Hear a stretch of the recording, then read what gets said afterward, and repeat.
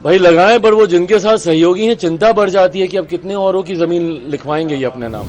Land for job हम सब जानते हैं, और अब तो कल भी सुप्रीम कोर्ट की तरफ से भी जो आदेश आया उसमें भी गाज गिरी है छोटे अधिकारियों पर। थाना लेवल के अधिकारियों को वहां पे बर्खास्त किया जा रहा है, जबकि हकीकत यह है कि जितने बड़े अधिकारी हैं वो भी इसमें लिप्त हैं। तो ऐसे में अब जब ये लोग दोबारा नौकरी बांटने की बात कर रहे हैं तो ना जाने कितने और गरीबों की जमीन अपने नाम लिखवाएंगे। नमस्कार, दर्श न्यूज देख रहे हैं आप और मैं हूं आपके साथ स्नेहा मनोज। केंद्रीय मंत्री चिराग पासवान एक बार फिर बिहार में बढ़ रहे अपराध को लेकर के बोलते नजर आ रहे हैं और एक बार फिर एडीजी कुंदन कृष्णन के बयान पर आपत्ति जताते हुए नजर आए हैं। और इसके अलावा बिहार विधानसभा के चुनाव से पहले जिस तरीके से वोटर पुनरीक्षण की बात को लेकर के लगातार राजनीति देखने को मिल रही है, इसको लेकर भी केंद्रीय मंत्री चिराग पासवान टिप्पणी करते हुए नजर आ रहे हैं। सीधे तौर पर कहते नजर आ रहे हैं कि विपक्ष जो है इस मुद्दे को लेकर के भ्रम फैलाने की कोशिश कर रहा है, क्योंकि विपक्ष पहले से ही जान रहा है कि वो बिहार विधानसभा के चुनाव को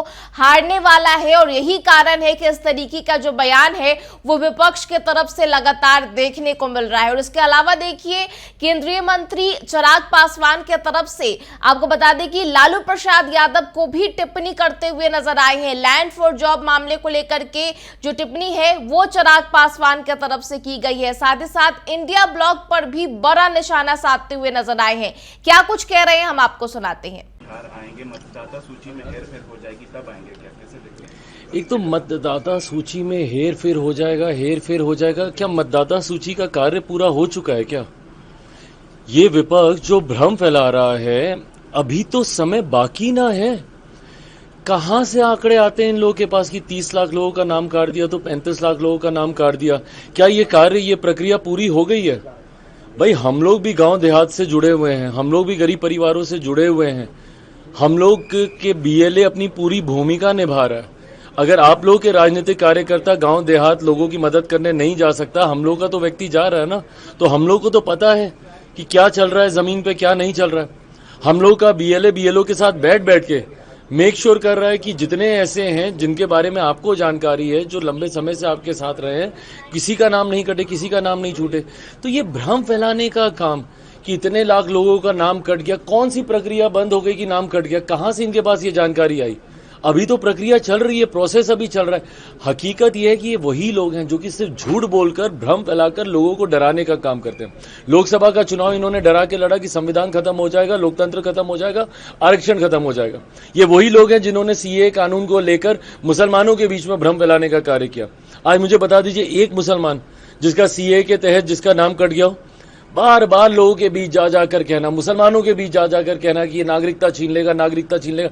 अरे जो नागरिकता देने वाला कानून था उसको आपने नागरिकता छीनने वाला कानून बना दिया। और ये प्रक्रिया, क्या ये बात झूठ है कि भाई ये लोग नहीं गए थे चुनाव आयोग के पास कि भाई डुप्लीकेसी हो रही है वोटर्स की, गलत नाम जुड़ रहे हैं, इतने वोटर्स कैसे जुड़ गए? पहले आप शिकायत कीजिएगा, शिकायत के ऊपर जब कार्रवाई होगी, और ये कौन सा हमारे देश में पहली बार ये हो रहा है? इससे पहले और 4 बार इसी प्रक्रिया का इस्तेमाल किया जा चुका है और बिना किसी बदलाव के। इसमें अगर इस बार बदलाव अगर कोई एकमात्र हुआ है तो सिर्फ टेक्नोलॉजी का बदलाव हुआ है। पहले आपको फिजिकली जाके सारे डॉक्यूमेंटेशन आपको सबमिट करने पड़ते थे, अब आप ऑनलाइन भी कर सकते हैं। सिर्फ ये एक बदलाव हुआ है। प्रक्रिया पूरी वैसी की वैसी है जो आजादी के बाद जो 4 बार जिस तरीके से इस प्रक्रिया का पालन हुआ। हकीकत यह है कि ये लोग जानते हैं कि ये लोग हार चुके हैं, और जिस तरीके से एक खूबसूरत डबल इंजन की सरकार हमारे प्रदेश में चल रही है, केंद्र सरकार, राज्य सरकार आज हैंड एंड ग्लव्स की तरह कार्य करने का काम कर रहे हैं। आप बताइए, इससे पहले कौन से ऐसे देश के प्रधानमंत्री थे जो एक साल में 8-8 बार बिहार आते? हर एक महीने के बाद प्रधानमंत्री जी का बिहार आना, बिहार को लाखों करोड़ों की सौगात देना। क्या कर लिया था जब यूपीए की सरकार थी? कितना दिया था यूपीए की सरकार ने बिहार को? आज उसकी तुलना कर लीजिए कि पिछले 11 साल में एनडीए की सरकार ने क्या कुछ किया है बिहार के लिए। तो इन लोगों को पता है कि आज की तारीख में बिहार और बिहारी एनडीए के साथ जुड़े हुए हैं। इस बात का डर है जो राजद से सारी बातें कहलवाता है। सर, चुनाव आयोग ने करीबन 22 लाख मतदाताओं की सूची राजनीतिक दल को सौंपी है और उनसे किया है कि आप भी अपने छानबीन करिए। बिल्कुल कीजिए। हम लोग हर तरीके का, चुनाव आयोग पूरी तरीके से ट्रांसपेरेंसी अपनाने का कार्य कर रहा है, पूरी पारदर्शिता के साथ कार्य करने का कार्य। भाई अगर नहीं होता हम लोग भी सवाल खड़ा करते और कम से कम मैं और मेरी पार्टी तो करती। इतना तो आप लोग जानते हैं कि भैया मैं और मेरी पार्टी ऐसी पार्टी है जो अगर कहीं पे भी अन्याय हो रहा हो, अगर मेरी अपनी सरकार में भी हो रहा हो, तब भी उसके खिलाफ मैंने मुखरता से मैंने अपनी बातों को रखने का मैंने कार्य किया। तो अगर ऐसे में कहीं पे भी हम लोग को भी लगता कि भाई कहीं पे कोई दिक्कत हो रही है, और जैसा मैंने कहा कि हम लोग के राजनीतिक कार्यकर्ता भी पूरी तरीके से इस प्रक्रिया में सहयोग करने का कार्य कर रहे हैं। अब इन लोग के लोग नहीं कर रहे तो उसमें कोई क्या कर रहा है। विपक्ष कह रहा है कि प्रधानमंत्री बिहार आए पर अपराध पे कुछ नहीं कहा। आपने भी सवाल उठाए थे बिहार में जिस तरह के मामले आपराधिक देखने को मिल रहे हैं, पारस वाला मामला हो या जो भी हो, इस पे एक लफ्ज प्रधानमंत्री ने नहीं कहा, कैसे? देखिए, प्रधानमंत्री जब सौगात लेकर आ रहे हैं उनकी प्राथमिकताएं अलग हैं। वो बिहार को एक विकसित राज्य बनाने की सोच के साथ कार्य कर रहे हैं। जहां तक रही लॉ एंड ऑर्डर की बात, ये संघीय ढांचे में फेडरल स्ट्रक्चर में हर कोई जानता है कि पूर्णतः ये राज्य सरकार का विषय आता है, ये राज्य सरकारों के अंतर्गत आता है। ऐसे में प्रधानमंत्री को चिंता नहीं है, कतई ये बात जायज नहीं है। बट हाँ, ये चिंता हम सबकी भी है। जिस तरीके से हाल फिलहाल के दिनों में आपराधिक घटनाएं बढ़ी हैं, जिस तरीके से एक के बाद एक ऐसी घटनाएं सामने आ रही हैं जिसका बारे में शायद किसी ने कभी सोचा भी नहीं होगा। जिस तरीके से पारस हॉस्पिटल में घुसकर, कमरे में घुसकर दिन दहाड़े 5 शख्स घुसते हैं और दिन दहाड़े गोलियों की बौछार कर देते हैं। ऐसा नहीं है कि बिहार में ये घटनाएं पहले नहीं हुई हैं। जो लोग जंगल राज जिनके नेतृत्व में होता था, आज जब वो हम लोग पे उंगली उठा रहे हैं तो उनसे पूछने की जरूरत है कि 98 में पीएमसीएच में भी इसी तरीके से गोली चली थी और उस वक्त के मंत्री, उनकी हत्या कर दी गई थी। उस वक्त वो मंत्री थे, उस वक्त घुस के उनकी हत्या कर दी गई थी। उस वक्त किसकी सरकार थी? इन्हीं की थी ना। पर ना उस वक्त की इस घटना को जायज ठहराया जा सकता है, ना आज की इस घटना को जायज ठहराया जा सकता है। हकीकत यह है कि अगर एक भी आपराधिक घटना होती है तो प्रशासन को जिम्मेदारी लेनी होगी। एडीजी लॉ एंड ऑर्डर इस तरीके की बातें कतई नहीं कह सकते हैं कि भाई बरसात के से पहले इस तरीके की घटनाएं होती है। क्यों? क्योंकि किसान खाली बैठा रहता है। भाई जो अन्नदाता है हमारा, आप उसके ऊपर इस तरीके का आप आरोप लगा रहे हैं। और ये आरोप नहीं लगा रहे हैं, आप लीपापोती कर रहे हैं। आप अपनी जिम्मेदारियों से आप भागने का कार्य कर रहे हैं, जो कि कतई स्वीकार्य नहीं है।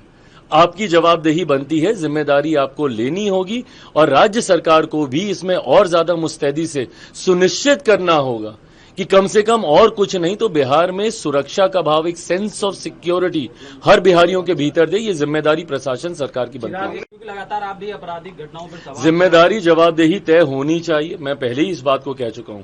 और प्रशासन, कल भी हम लोग गए थे, वैशाली में एक घटना घटी है जिस तरीके से एक छोटी सी बच्ची 1 महीने 13 दिन तक वो बच्ची लापता रहती है। स्थानीय प्रशासन की पूरी मिली भगत है कि भाई 1 महीने 13 दिन तक आप उस बच्ची को आप ढूंढ नहीं सकते हैं। क्या उसके मोबाइल फोन से क्या उसकी लोकेशन को ट्रैक नहीं किया जा सकता था? अगर ये लोग चाहते तो क्या ये लोग नहीं कर सकते थे? गाज गिरी है छोटे अधिकारियों पर, थाना लेवल के अधिकारियों को वहां पे बर्खास्त किया जा रहा है, जबकि हकीकत यह है कि जितने बड़े अधिकारी हैं वो भी इसमें लिप्त थे। तो ऐसे में जब तक जिम्मेदारी तय नहीं होगी, जब तक जवाबदेही तय नहीं होगी, आपराधिक घटना इसी तरीके से घटती रहेगी। अरे प्रभु, सवाल पूछना। कांग्रेस आज रोजगार मेला लगा रही है सर, ऐसे देखें यार, रोजगार के लिए मेला लगा रही है। भाई लगाएं, पर वो जिनके साथ सहयोगी हैं, चिंता बढ़ जाती है कि अब कितने औरों की जमीन लिखवाएंगे ये अपने नाम। क्योंकि जब जब ये लोग नौकरी देने की बात करते हैं, रोजगार देने की बात करते हैं, लैंड फॉर जॉब हम सब जानते हैं। और अब तो कल भी सुप्रीम कोर्ट की तरफ से भी जो आदेश आया उसमें भी इन लोगों को निराशा ही हासिल हुई है। तो ऐसे में अब जब ये लोग दोबारा नौकरी बांटने की बात कर रहे हैं तो ना जाने कितने और गरीबों की जमीन अपने नाम लिखवाएंगे। आज दिल्ली में खड़गे साहब के घर पे होगी सर, कैसे देख रहे हैं? नहीं, अच्छी बात है। खड़े बैठक पर जिस तरीके से तथाकथित इंडी अलायंस छिटकता जा रहा है, एक के बाद एक सहयोगी इनसे दूर हो रहे हैं। बंगाल के इनके सहयोगी हों, महाराष्ट्र के इनके सहयोगी हों, धीरे धीरे वो दूरी दिखाई दे रही है। और ये बार बार हम लोगों ने कहा कि एक ऐसा भानुमति का कुनबा है जो कि बनने से पहले ही बिखरता है। ना जाने कितनी बार इसको संजोया गया है, कितनी बार ये बिखरा है। दिल्ली के चुनाव आते आते तक ध्वस्त हो गया था, अब बिहार के चुनाव। तो देखिए, जिस तरीके से बीते दिन प्रधानमंत्री नरेंद्र मोदी का बिहार दौरा था, बिहार में वो आए थे और बिहार की मोतिहारी में जनसभा को संबोधित करने लगे थे। लेकिन इस दौरान बिहार में बढ़ रहे अपराध को लेकर के नरेंद्र मोदी की तरफ से कोई टिप्पणी नहीं की गई थी। और इस पर देखिए, केंद्रीय मंत्री चिराग पासवान का जो बयान है वो आया है, क्या कुछ कहते नजर आए। इसके अलावा विपक्ष पर सीधा निशाना जो है वो कसते हुए नजर आए हैं। लालू प्रसाद यादव पर भी काफी कुछ बोलते नजर आए। इसके बाद देखिए विपक्ष की तमाम पार्टियों पर भी जो अपनी टिप्पणी है वो करते हुए नजर आए हैं और साथ ही साथ जिस तरीके से वोटर पुनरीक्षण की प्रक्रिया बिहार में चल रही है उसको लेकर भी चिराग पासवान की तरफ से बड़ा बयान दिया गया है। क्या कुछ कह रहे थे आपने साफ तौर पर सुना। फिलहाल इस खबर में इतना ही। तमाम खबरों के लिए आप देखते रहे दर्श न्यूज। नमस्कार।